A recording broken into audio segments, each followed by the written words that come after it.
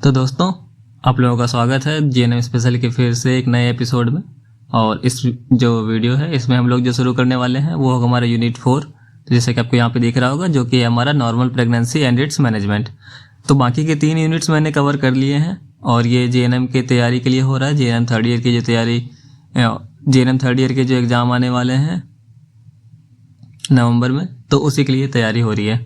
तो आज का जो हमारा टॉपिक है normal pregnancy and its management, तो इसके अंदर क्या क्या चीज़ें आती है। तो सबसे पहले अगर हम सिलेबस की बात करें तो सिलेबस में आता है pre conceptional care, genetic counselling, physiological changes in pregnancy, diagnosis, antenatal care और minor disorders and its management. तो आज के जो वीडियो है इसमें हम लोग ये प्री कॉन्सेप्शनल केयरिंग ये ख़त्म कर देंगे, फिर जेनेटिक काउंसलिंग हो जाएगा और फिजियोलॉजिकल चेंजेस हो जाएंगे, और डायग्नोसिस से हम लोग नेक्स्ट वीडियो में कंटिन्यू करेंगे। तो चलिए शुरू करते हैं। सबसे पहले जो हमारा टॉपिक है वो है हमारा प्री कॉन्सेप्शनल केयर। तो प्री कॉन्सेप्शन क्या होता है कि गर्भधारण से पूर्व दंपति को प्रेगनेंसी के बारे में परामर्श देना ही प्री कॉन्सेप्शन काउंसलिंग कहलाता है। तो जब गर्भधारण होता है उससे पहले अगर किसी कपल को अगर कोई परामर्श दिया जाता है या फिर काउंसलिंग दी जाती है तो उसको प्री कॉन्सेप्शन काउंसलिंग कहते हैं। फिर हम ऑब्जेक्टिव की बात करें। ऑब्जेक्टिव में है कि जो गर्भधारण से पूर्व परामर्श दंपति से प्रेगनेंसी संबंधी विभिन्न इशू के बारे में बात करने का एक उत्तम अवसर प्रदान करता है। तो ये आपको यहाँ पर दिख रहा होगा कि एक उत्तम अवसर प्रदान करता है। और काउंसलिंग के द्वारा यह सुनिश्चित किया जा सकता है कि पूर्ण रूप से स्वस्थ माता ही गर्भधारण करेगी, जो कि प्रेगनेंसी के दौरान उसके स्वयं व फीटस के स्वास्थ्य के लिए श्रेष्ठतम होगा। तो जो स्वस्थ माता रहेगी वो अगर प्रेग्नेंट होगी तो फिर बच्चा और मदर दोनों हेल्दी रहेंगे। फिर इस काउंसलिंग के द्वारा ऐसे बायोमेडिकल, बिहेवियरल एंड सोशल खतरों को पहचान कर उनसे दूर किया जा सकता है जो कि प्रेगनेंसी के दौरान प्रेग्नेंट मदर या उसके फीटस के स्वास्थ्य के लिए नुकसानदायक साबित हो सकता है। तो ये पॉइंट भी आपको समझ में आ गया होगा कि ऐसे हम खतरों को पहले ही खत्म कर सकते हैं जो कि बाद में प्रेग्नेंट वुमेन या उसके बच्चे को नुकसान पहुंचा सकता है। इस काउंसलिंग के द्वारा दंपति को विशेष रूप से महिला को प्रेगनेंसी के दौरान रखने वाली सावधानियों के बारे में हेल्थ एजुकेशन प्रदान किया जाता है। ठीक है, तो हेल्थ एजुकेशन दिया जाता है इसमें। और फिर आगे हम लोग अगर बढ़ें तो फिर आते हैं इसके एलिमेंट्स कि elements of pre conceptional counselling. तो सबसे पहला होता है रिस्क का पता लगाना। तो रिस्क का पता लगाने के लिए यानी कि ऐसे रिस्क का पता लगाना जो कि प्रेगनेंसी के दौरान माता व फीटस के लिए खतरनाक साबित हो सकता है। ठीक है, तो ऐसे प्रेगनेंसी के जो ऐसे चीज़ें हैं वो क्या क्या है, इसमें क्या क्या करना पड़ता है कि पूर्व में अगर कोई मेडिकल या सर्जिकल बीमारी है तो उसका हिस्ट्री लेना, या फिर जो ऑब्स्टेट्रिकल जो हिस्ट्री होता है उसको वो हिस्ट्री लेना, पर्सनल हिस्ट्री लेना, पारिवारिक हिस्ट्री लेना, और यदि ज़रूरी है तो लैब से टेस्ट वगैरह भी करवाए जाते हैं। ठीक है, उसके बाद होता है फॉलिक एसिड की गोलियां देना।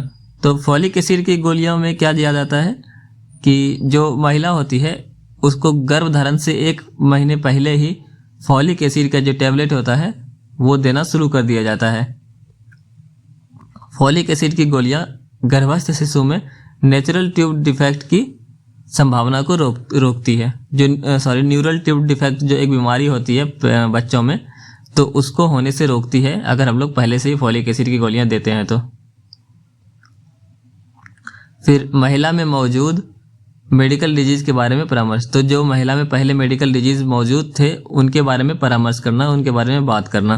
तो यदि महिला में कोई मेडिकल डिजीज़ उपस्थित है तो इन बीमारियों को प्रेगनेंसी के पड़ने वाले प्रभाव के बारे में दंपति से गर्भधारण से पहले ही परामर्श कर लेना चाहिए। साथ ही प्रेगनेंसी का इन बीमारियों पर पड़ने वाले प्रभाव के बारे में भी दंपति को बताना चाहिए कि जो बीमारी है उससे प्रेगनेंसी पे क्या असर हो सकता है। यदि महिला में पहले से कोई क्रोनिक डिजीज यानी कि अगर हाइपरटेंशन या फिर डायबिटीज आदि कुछ है तो इसके बारे में या इसके उपचार के बारे में एडवाइस देना चाहिए। यदि महिला में कोई ऐसी बीमारी है जो कि प्रेगनेंसी के दौरान उसके तथा उसके गर्भस्थ शिशु के स्वास्थ्य के लिए खतरनाक साबित हो सकता है, जिसका कोई भी ट्रीटमेंट संभव नहीं है, तो ऐसी स्थिति में दंपति को गर्भधारण करने से रोकने के लिए बोला जाता है कि ऐसे में आप गर्भधारण नहीं कीजिए अगर किसी को खतरा है, जिस बीमारी को ठीक नहीं किया जा सकता है। फिर अगला देखें तो इम्यूनाइजेशन। ये एक बहुत अच्छी चीज़ होती है कि जो गर्भ धारण करने वाली महिला होती है उसको पहले ही जो हेपेटाइटिस होता है या फिर जो रूबेला होता है इसका टीका दिलवा दिया जाता है, ठीक है। और प्रेगनेंसी के दौरान कोई भी लाइव वैक्सीन लगवाने के लिए मना किया जाता है। और टीके के 2 टीके जो है, मतलब टीटी का जो 2 टीका होता है टेटनस का, उसको 1-1 महीने के अंतराल पर लगवाने के लिए सलाह दिया जाता है। तो ये होता है इम्यूनाइजेशन के अंदर। फिर इसका अगला पॉइंट देखें तो इसमें मनोवैज्ञानिक सहारा।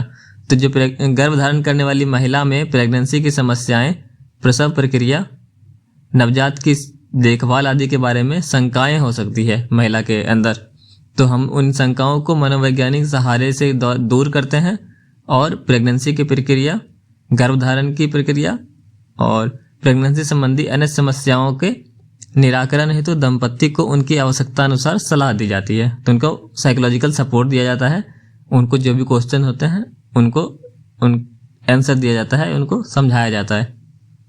फिर है अनुवांशिक बीमारियों की रोकथाम अथवा उपचार। तो जो कपल होते हैं उनके अंदर कोई भी अगर जेनेटिक बीमारी है तो उसकी उपस्थिति की जांच की जाती है। और फिर यदि कपल में कोई अनुवांशिक बीमारियां मौजूद है तो इन बीमारियों से उनके बच्चे में स्थानांतरित होने की संभावना के बारे में दंपति से विचार विमर्श किया जाता है। उनसे बात किया जाता है कि कितना संभावना है कि उनकी बीमारियां उनके बच्चे में ट्रांसफ़र हो सकती है। फिर इन बीमारियों के प्राइमरी प्रिवेंशन के बारे में और सेकेंडरी प्रिवेंशन के बारे में बात किया जाता है। कि प्राइमरी प्रिवेंशन मतलब कि पहले होने ही ना दिया जाए, और अगर कुछ हो रहा है तो फिर उनसे दवाई देके पहले से ही उपचार किया जाए। तो ये सारी चीज़ें होती है।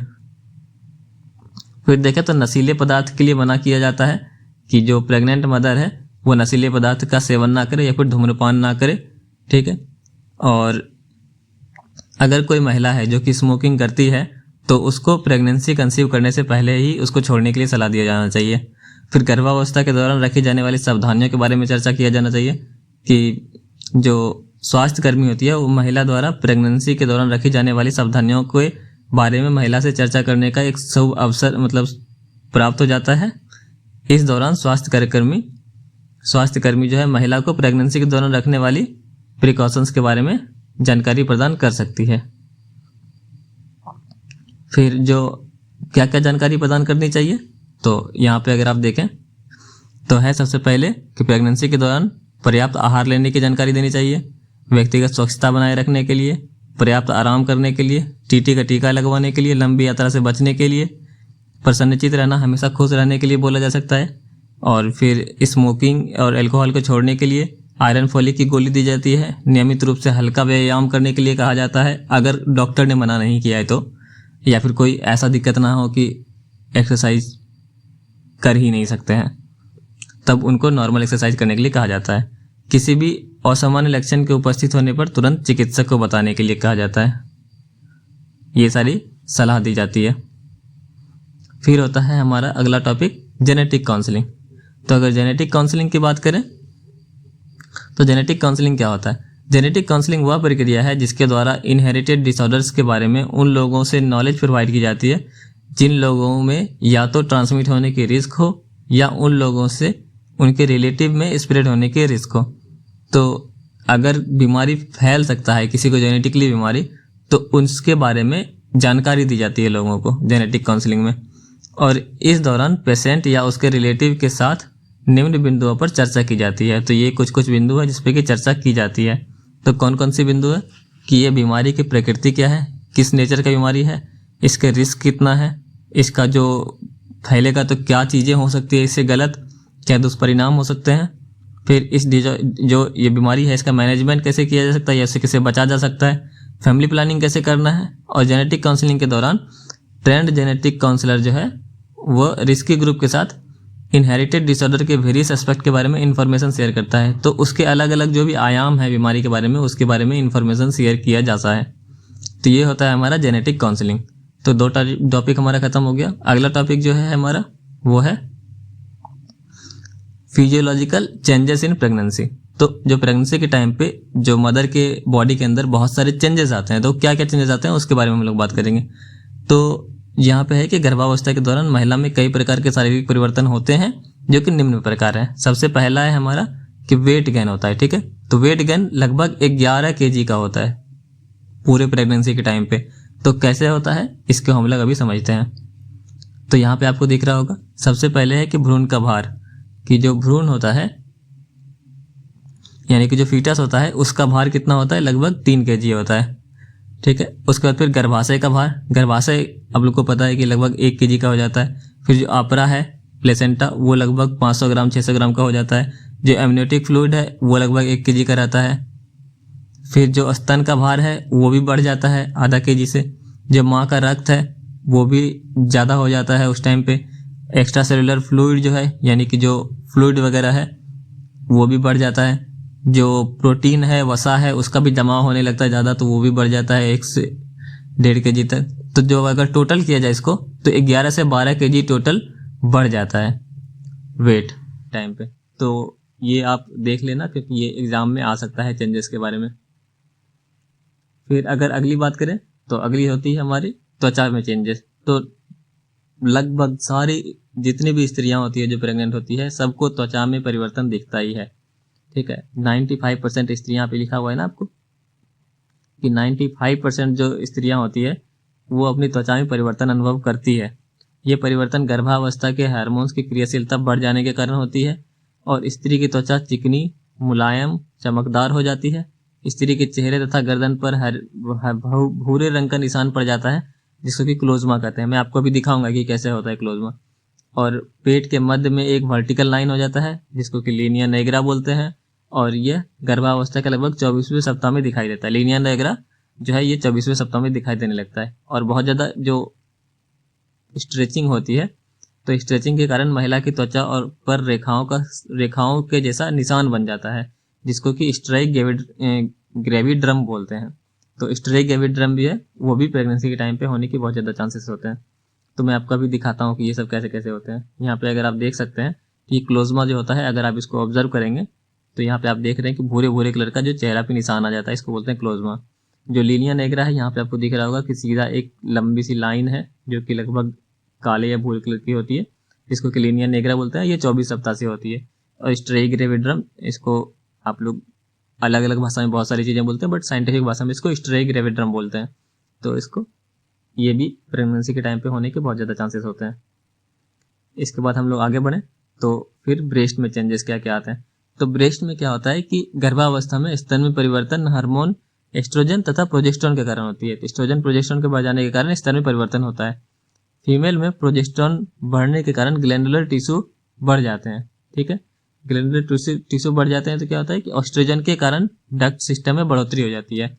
ऑस्ट्रोजन के कारण जो डक्ट सिस्टम होता है, मैंने फीमेल के ब्रेस्ट के बारे में पहले लेक्चर लिया है जिसमें कि फीमेल रिप्रोडक्टिव सिस्टम के अंदर है, तो आप वो भी देख सकते हैं। और इसके फलस्वरूप जो है स्तन का आकार बड़ा हो जाता है और कठोर भी हो जाता है जिसको दबाने पे दर्द भी होता है। ठीक है, और जो निप्पल होता है वो बड़े होकर अधिक गहरे रंग के हो जाते हैं और जो निप्पल है उससे सीबम का सेक्रेशन होने लगता है। निप्पल के आसपास सीबम का सेक्रेशन होने लगता है जिसके कारण निप्पल गीले रहते हैं और ये फटते नहीं है। और 16वें सप्ताह के बाद जो स्तन है उससे कोलेस्ट्रम यानी कि जी जो गाढ़ा पीला मिल्क रहता है मदर का, वो धीरे धीरे निकलने लगता है और स्तन के निचले भाग में जो है नीले रंग की सिराएं या वेन जिसको बोलते हैं, नीले रंग की वेन दिखाई पड़ने लगती है। तो ये सारे चेंजेस थे जो कि ब्रेस्ट के अंदर हो रहे थे।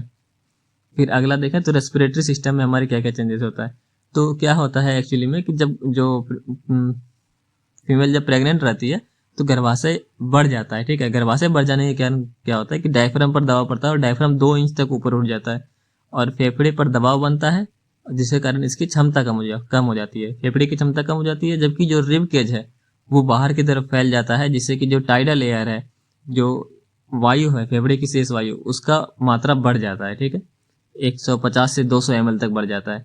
इसलिए महिला को सांस लेने में जल्दी करनी पड़ती है जिसे कि डिसोपनिया भी कहते हैं, डिसोपनिया ऑफ प्रेगनेंसी, क्योंकि ये प्रेगनेंसी के कारण हो रहा है।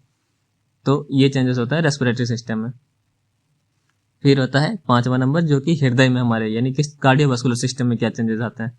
तो जो महिला है उसके अंदर आयरन की मात्रा बढ़ जाती है और आयरन की मात्रा बढ़ने के कारण डायफ्राम और गर्भाशय के दबाव से डायफ्राम भी खुद को ऊपर उठा लेता है। इसलिए हृदय ऊपर तथा बाहर की ओर फैल जाता है, क्योंकि आप लोग को पता है कि लंग्स के साथ ही हार्ट भी रहता है। तो जब डायफ्राम ऊपर उठता है, लंग्स फैलता है, तो फिर हार्ट भी फैलता है। तो हृदय की गति सामान्य से 10 से 15 तक बढ़ जाती है, 10 से 15 ज़्यादा हो जाती है हृदय की गति। और गर्भावस्था के समय रक्तचाप अपरिवर्तित रहता है, ठीक है, यानी कि बीपी ज़्यादा चेंज नहीं होता। फिर जो अगला है वो है चेंजेस इन वल्वा। तो वल्वा आप लोगों को पता है कि जो फीमेल का एक्सटर्नल जेनिटल ऑर्गन है इसको वल्वा बोलते हैं, और गर्भावस्था बढ़ने के साथ साथ जो वल्वा होता है उसमें रक्त की आपूर्ति बढ़ जाती है, यानी कि ब्लड वहाँ पे ज़्यादा फ्लो होने लगता है, जिसके कारण से कि वल्वा जो है वो फूला हुआ रहता है और ढीला ढीला दिखाई पड़ता है। और लेविया मेजोरा तथा लेविया मिनोरा में अप्राकृतिक रूप से वृद्धि हो जाती है, उस टाइम पे बहुत ज़्यादा वृद्धि हो जाती है लेविया मेजोरा और लेविया माइनोरा में, ठीक है। फिर अगला पॉइंट देखें तो गर्भावस्था के समय जो चेंज होता है यूट्रस में क्या क्या चेंज होता है, तो यूट्रस में सबसे ज़्यादा चेंजेस देखने को मिलते हैं, तो इसका पॉइंट आपको ज़्यादा देखने को मिलेगा। तो यहाँ पे जो सबसे पहले अगर हम भार की देखें यानी कि वजन की, तो यूट्रस का जो सामान्य अवस्था में जो वजन होता है वो 50 ग्राम का लगभग होता है, और गर्भावस्था की अवधि पूर्ण होने पर यह 20 गुना बढ़कर लगभग 1000 ग्राम यानी कि लगभग 1 kg तक का हो जाता है यूट्रस। और जब गर्भाशय का आकार बढ़ता है तो इसकी मांसपेशियां संयोजी तथा लचीले उत्तक तंत्रिकाएं रक्त तथा रक्त वाहिनियों में भी वृद्धि होती है। तो इनकी मांसपेशियां, उसके जो उत्तक होते हैं, टिश्यूज होते हैं, जो नर्व एंडिंग्स होती है, इन सब में भी वृद्धि होती है वहाँ पे। इसमें अगर संकुचन की बात करें तो ये यूट्रस का ही पॉइंट चल रहा है, पहले हम लोगों ने भार देखा, अभी हम लोग संकुचन देखने वाले हैं। तो संकुचन की बात करें तो जो यूट्रस है गर्भाशय के प्रारंभिक सप्ताह में संकुचन को अनुभव किया जा सकता है, जो शुरुआती सप्ताह होते हैं इनमें, इसको जो है वो क्या बोलते हैं, ब्रैक्सटन हिक्स बोलते हैं, ब्रैक्सटन हिक्स संकुचन। ये दर्द रहित होते हैं, इसमें दर्द नहीं होता है, ये अनियमित होते हैं और ऐंठन युक्त होते हैं।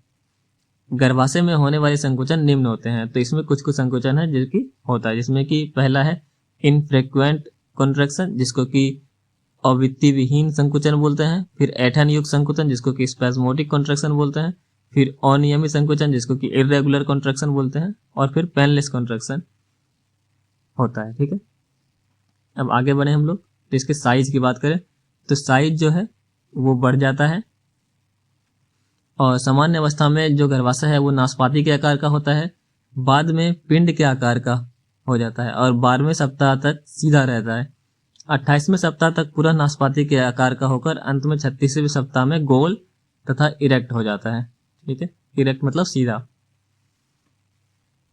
उसके बाद फिर 8वें की बात करें तो ब्लड रिलेटेड चेंजेस, तो ब्लड में क्या क्या चेंजेस आते हैं, तो गर्भाशय के समय यानी गर्भावस्था के समय महिला के रक्त में आयरन की मात्रा लगभग 10 से 50% तक की वृद्धि हो जाती है, और यह वृद्धि गर्भ के 8वें सप्ताह से प्रारंभ होती है और 32वें सप्ताह तक निरंतर चलती रहती है।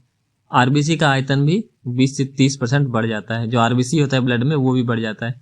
आप लोगों को पता है कि जो ब्लड होता है उसमें यानी आप लोगों को पता है कि जो नॉर्मल प्रेगनेंसी होती है वो नॉर्मल प्रेगनेंसी 40 से मतलब 42 वीक्स 43 वीक्स तक की होती है, ठीक है। 37 से 42 वीक्स की नॉर्मल प्रेगनेंसी होती है। फिर हम बात करें तो गर्भावस्था में जो वेजाइना में क्या क्या चेंजेस आते हैं, तो वेजाइना में अगर चेंजेस की बात करें तो गर्भावस्था में वेजाइना में कुछ कुछ चेंजेस आते हैं जो कि यहाँ पे आपको दिखा रहा हूँ मैं। इस अवस्था में महिला में योनि की जो अप्रत्याशित रूप से अतिवृद्धि हो जाती है, अत्यधिक रक्तापूर्ति के कारण वेजाइना की जो भित्तियां होती है यानी कि उनके जो वॉल्स होते हैं, वेजाइना की जो दीवारें होती है वो फूली सी होकर ढीली हो जाती है, और वेजाइना में लचीलापन इसलिए बढ़ जाता है ताकि शिशु का जन्म जो है वो आसानी से हो सके। और जो योनि है यानी कि जो वेजाइना है उसका पीएच जो होता है वो 3.5 से 5 के मध्य रहता है, ताकि वहाँ पे कोई रोग ना फैले, कोई इन्फेक्शन ना हो, क्योंकि आप लोगों को पता है कि 3.5 से 5 रहता है मतलब एसिडिक माहौल रहता है वेजाइना का, तो इससे वहाँ पे इन्फेक्शन नहीं फैलता है। फिर होता है चेंजेस इन यूरिनरी सिस्टम। तो यूरिनरी सिस्टम में क्या क्या चेंजेस आते हैं, तो गर्भावस्था का प्रथम लक्षण महिला को बार बार मूत्र बना होता है। इसमें क्या होता है कि जो गुर्दा होता है उसकी लंबाई और जो रीनल पेल्विस की वृद्धि के कारण सेकेंड और थर्ड ट्राइमेस्टर में शिशु का दबाव मूत्राशय पर पड़ता है, क्योंकि आप लोगों को पता है कि जो ये मान लीजिए कि ब्लैडर है यहाँ से, तो जो यूट्रस है वो इसके ऊपर रहता है ऐसे करके, आप लोगों को पता है इसके बारे में। तो जब बच्चा यहाँ पे बनेगा तो इसका दबाव यहाँ पे पड़ता है मूत्राशय पे, तो इस वजह से जो यूरिनेशन है वो बार बार आता है महिला को प्रेगनेंसी के टाइम पे, वो कंट्रोल नहीं कर पाती है। ठीक है, उसके बाद अगर भावनात्मक चेंज की देखें, इमोशनल चेंज, तो जो गर्भवती महिला होती है वो भावनात्मक रूप से उसमें बहुत सारे परिवर्तन पाए जाते हैं। उसमें एंजाइटी वगैरह होने लगती है, महिला का व्यवहार परिवर्तनशील रहता है, महिला को जो गर्भवत शिशु के बारे में सोचकर चिंतित रहती है कि क्या होगा, कैसे होगा, हम संभाल पाएंगे कि नहीं बच्चे को, बच्चे की केयर कर पाएंगे कि नहीं, ये सारी चिंता उसे रहती है इमोशनल चेंजेस में। और लेकिन उसे साथ में क्या है कि उसे बच्चे से लगाव भी होने लगता है और वो प्रसव आदि के बारे में सोचती रहती है। तो ये सारे चेंजेस थे जो इमोशनल चेंजेस थे। अब हम बात करें कुछ कुछ हार्मोन्स की जो कि प्लेसेंटा रिलीज करता है और उसके क्या क्या काम होते हैं। तो प्लेसेंटा जो है वो फीटस को ऑक्सीजन और पोषण पदार्थों की आपूर्ति करने के लिए अतिरिक्त आपरा यानी कि प्लेसेंटा प्रेगनेंसी के दौरान एक अस्थायी एवं नए अंतःस्रावी ग्रंथ यानी कि इंडोक्राइन ग्लैंड के रूप में भी काम करता है तथा प्रेगनेंसी को बनाए रखने के लिए आवश्यक हार्मोन्स का उत्पादन करता है। इसी कारण इसे power house of hormone production भी कहा जाता है। तो इसमें से कौन कौन से हार्मोन निकलते हैं? तो सबसे पहला होता है HCG। HCG कौन सा हार्मोन है? तो ह्यूमन कोरियोनिक गोनेडोट्रोपिन हार्मोन इसको बोलते हैं। इसकी उत्पत्ति जो है वो सिनसाइटोट्रोफोब्लास्ट सेल से होती है और प्रेगनेंसी के दौरान इसी हार्मोन का टेस्ट करके पता किया जाता है कि हाँ कोई भी महिला प्रेग्नेंट है। जो हम किट वगैरह से जो टेस्ट होता है तो उसमें भी यही हार्मोन पाया जाता है, तभी पता चलता है कि कोई महिला प्रेग्नेंट है। और फिर महिला के सीरम तथा यूरिन में ही HCG पाया जाता है और बच्चे के जन्म के 1-2 हफ्ता के अंदर ही महिला के परिसंचरण तंत्र से HCG पूरी तरह से गायब हो जाता है। जब प्रेगनेंसी खत्म हो जाता है यानी कि बच्चा डिलीवर हो गया, उसके 1-2 हफ्ते के बाद ये पूरी तरह से खत्म हो जाता है, ये ब्लड में फिर नहीं मिलता है। तथा सीरम HCG का परीक्षण नेगेटिव आता है, यानी कि जब ये पूरी तरह से गायब हो जाता है तो सीरम HCG का परीक्षण नेगेटिव आने लगता है। उसके बाद देखा तो डिलीवरी के बाद HCG का परीक्षण नेगेटिव आना इस बात को सिद्ध करता है कि महिला के शरीर से प्लेसेंटल ऊतकों यानी कि प्लेसेंटा का जो टिश्यू होता है वो पूरी तरह से सारा बाहर हो चुका है। इसके बाद इसके फंक्शन की बात करें तो फंक्शन में हम लोग देखते हैं कि क्या क्या होता है इसका फंक्शन। तो शुरुआती दिन जो होता है, मतलब प्रेगनेंसी के शुरुआती 6 हफ्ता तक कॉर्पस लुटियम को बना के रखने का काम होता है इसका, ताकि जो कॉर्पस लुटियम है वो प्रोजेस्टेरोन हार्मोन का सेक्रेशन करते रहे।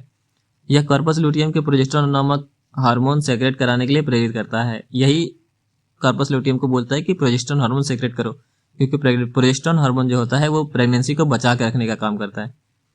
यह गर्भवती महिला के द्वारा गर्भस्थ शिशु के रिजेक्शन को रोकता है, अर्थात यह गर्भावस्था को बनाए रखने में सहायक होता है। यह मेल फीटस के बाह्य जननांग यानी कि जो एक्सटर्नल जेनाइटल ऑर्गन होता है उसको डेवलप करने में हेल्प करता है। तो ये सब काम थे HCG के। फिर इसी से मिलता जुलता एक और हार्मोन है जिसको बोलते हैं हम लोग HPL यानी कि ह्यूमन प्लेसेंटल लैक्टोजेन हार्मोन। तो ये क्या करता है, ये कौन सा हार्मोन है? तो ये HCG की भांति HPL भी एक प्रोटीन हार्मोन होता है। ह्यूमन कोरियोनिक सोमेटोमेटोफिन इस नाम से भी इसको जाना जाता है, ठीक है, HCS के नाम से। और इसकी उत्पत्ति भी सिनसाइटोट्रोफोब्लास्ट सेल से होती है। जो भी यहाँ पे प्लेसेंटा का हार्मोन निकलेगा वो सब सिनसाइटोट्रोफोब्लास्ट सेल से ही निकलेगा, ठीक है। HPL का जो प्रेग्नेंट वुमेन में सीरम में पहली बार डिटेक्शन 5वें सप्ताह के दौरान किया जा सकता है, यानी कि प्रेगनेंसी के 5वें सप्ताह में, और इसका स्तर बढ़ते रहता है 34 से 36 सप्ताह तक लगातार, ठीक है। तो ये था इसका। अगर काम की बात करें, इसके फंक्शन की बात करें, तो जो इसका फंक्शन है वो है मेमोरी ग्लैंड को प्रमोट करता है। जो मेमोरी ग्लैंड यानी कि ब्रेस्ट जो है उसको प्रमोट करता है वृद्धि के लिए। और फिर यह प्रेग्नेंट महिला में ग्लूकोज, प्रोटीन और लिपिड को नियंत्रित करता है तथा यूट्रस में बढ़ रहे फीटस के लिए ग्लूकोज तथा अमीनो अम्ल की पर्याप्त आपूर्ति सुनिश्चित करता है। यानी कि जो फीटस है, जो बच्चा डेवलप हो रहा है, उसको ग्लूकोज और प्रोटीन, अमीनो एसिड क्या होता है, प्रोटीन होता है, तो ग्लूकोज और प्रोटीन की आपूर्ति सुनिश्चित करता है। तो ये काम था हमारे HPL का। अब हम लोग बात करेंगे एस्ट्रोजन हार्मोन। तो प्रेगनेंसी के दौरान एस्ट्रोजन हार्मोन मुख्य रूप से प्लेसेंटा की सिनसाइटोट्रोफोब्लास्ट द्वारा स्रावित की होती है। पता ही मैंने बताया था कि सारे जितने भी हार्मोन है वो सारे सिनसाइटोट्रोफोब्लास्ट सेल से ही निकलेंगे। फिर इसके फंक्शन की बात करें तो फंक्शन में इसके आ जाता है कि यह जो मेमोरी ग्लैंड के विकास में सहायक होता है, यह डक्ट्स के प्रोलिफिकेशन के लिए जिम्मेदार होता है। तो प्रोलिफिकेशन मतलब कि दूध बनने का जो है प्रोसेस वो शुरू हो जाता है महिला के अंदर। यह यूट्रस की मायोमेट्रियम लेयर को वृद्धि को प्रेरित करता है और फीटस को वृद्धि के लिए पर्याप्त स्थान उपलब्ध करवाता है तथा यूट्रस की ओर रक्त की आपूर्ति को बढ़ाता है। यह मायोमेट्रियम की ऑक्सीटोसिन तथा प्रोस्टाग्लैंडिन के लिए संवेदनशील बनाता है। जो मायोमेट्रियम लेयर होती है उसको ऑक्सीटोसिन और प्रोस्टाग्लैंडिन के लिए संवेदनशील बनाता है। ये दोनों हार्मोन क्या करते हैं, संकुचन करवाते हैं। ये जितने भी ये हार्मोन जो है ऑक्सीटोसिन और प्रोस्टाग्लैंडिन हार्मोन। फिर जो एस्ट्रोजन होता है वो सर्वाइकल राइपनिंग को प्रेरित करता है। इस प्रकार यह प्रसव प्रक्रिया को प्रोसेस करता है। ठीक है, कि जो सर्वाइकल राइपनिंग है उसको प्रेरित करता है जिससे कि लेबर का प्रोसेस शुरू होता है। फिर हम लोग अगले हार्मोन की बात करें जो कि हमारा है प्रोजेस्टेरॉन। और प्रोजेस्टेरॉन भी है, ये एस्ट्रोजन की तरह एक स्टेरॉयडल हार्मोन होता है, यानी कि स्टेरॉयड वाला हार्मोन होता है। ठीक है, और इसकी उत्पादन जो है मतलब इसका जो उत्पादन होता है वो लगभग 6 सप्ताह की अवधि के दौरान शुरू हो जाता है। और प्रोजेस्टेरॉन का सेक्रेशन कॉर्पस लुटियम के द्वारा होता है, परंतु प्लेसेंटा के विकसित हो जाने के बाद इसका उत्पादन प्लेसेंटा के सिंसाइटोट्रोफोब्लास्ट सेल द्वारा शुरू हो जाता है। हम लोगों ने पढ़ा था कि जो वो ऐसी जो हार्मोन थे वो कॉर्पस लुटियम को बना के रखने का काम कर रहे थे ताकि प्रोजेस्टेरॉन सेक्रेट हो सके, लेकिन वो जो है वो 6 सप्ताह तक ही होता है। ठीक है, उसके बाद प्लेसेंटा खुद से मैच्योर हो जाता है और यही खुद से ही प्लेसेंटा से ही प्रोजेस्टेरॉन हार्मोन का सेक्रेशन होने लगता है। और यह जो है 38 हफ्ता तक की प्रेगनेंसी के दौरान तक इसका स्तर बढ़ते रहता है। और ये 38 जो सप्ताह होता है यानी कि 38 वीक पे इसका स्तर सबसे ज़्यादा होता है। ठीक है, इसके बाद फिर आता है हमारा फंक्शन, इसका काम क्या होता है। तो एस्ट्रोजन की भांति प्रोजेस्टेरॉन हार्मोन भी प्रेगनेंसी को बनाए रखने में सहायता करता है। यह एंडोमेट्रियम के डेसिडुआ में होने वाली परिवर्तन के लिए जिम्मेदार होता है। यह फर्टिलाइज्ड ओवम के यूट्रस में आरोपण के लिए यानी कि इम्प्लांटेशन के लिए जिम्मेदार होता है। फिर यह गर्भस्थ शिशु के रिएक्शन को रोकता है और गर्भावस्था को बनाए रखने में सहायता करता है। यह मायोमेट्रियल कॉन्ट्रैक्शन को रोककर लेबर को रोकता है। और ये लेबर अगर शुरू में ही हो जाएगा तो फिर बच्चे की एबॉर्शन हो जाएगी, बच्चा बाहर आ जाएगा बिना मैच्योर हुए ही। तो इसीलिए जब तक बच्चा पूरी तरह से डेवलप नहीं हो जाता है तब तक प्रोजेस्टेरॉन हार्मोन सेक्रेट होते रहता है और बच्चे को एबॉर्शन होने से बचाता है। तो ये काम था हमारे प्रोजेस्टेरॉन हार्मोन का। अब एक और हार्मोन बचा है जिसको बोलते हैं कि रिलैक्सिन हार्मोन। तो रिलैक्सिन हार्मोन क्या होता है कि यह मुख्य रूप से कॉर्पस लुटियम द्वारा उत्पादित किया जाता है, हालांकि इसका कुछ भाग प्लेसेंटा और डेसिडुआ के माध्यम से भी उत्पादित होता है। ठीक है, यानी कि प्लेसेंटा और डेसिडुआ से भी बनता है। रिलैक्सिन का काम क्या होता है कि ये जो सिम्फेसिस प्यूबिस होता है या फिर सैक्रोइलियक जो जॉइंट होता है उसको रिलैक्स करता है। रिलैक्स करना मतलब उसको ढीला बनाता है ताकि जो बच्चे है, अगर आपने फीटल स्कल वाला मेरा वीडियो देखा होगा तो मैंने बताया था कि जो फीटस का स्कल होता है वो एक्चुअली में जो पेल्विस एरिया होता है, पेल्विस का जो ब्रिम होता है उससे ज़्यादा बड़ा होता है। तो इसीलिए वो जॉइंट जो है सैक्रोइलियक जॉइंट उसको थोड़ा ढीला होना पड़ता है ताकि वो बच्चा अच्छे से डिलीवर हो सके, ताकि बच्चे की अच्छे से डिलीवरी हो सके। तो ये काम होता है रिलैक्सिन का। तो आज हम इतना ही पढ़ेंगे और आज का इतने टाइम देने के लिए आपका धन्यवाद। और अगर आप लोगों को हमारा ये वीडियो अच्छा लगता है तो आप ज़रूर से ज़रूर सब्सक्राइब करें चैनल को और वीडियो को लाइक भी करें। और आप लोगों को अगर कोई डाउट है, कोई क्वेश्चन है तो आप मुझे कमेंट में मैसेज कर सकते हैं। और इंस्टाग्राम पे आप GNM स्पेशल सर्च करेंगे तो वहाँ पे भी आपको मेरा इंस्टा हैंडल दिख जाएगा, तो आप वहाँ से भी मुझे मैसेज कर सकते हैं अगर आपको कोई भी डाउट हो या फिर कोई भी आप सजेशन देना चाहते हैं तो वो भी आप मुझे कमेंट में दे सकते हैं।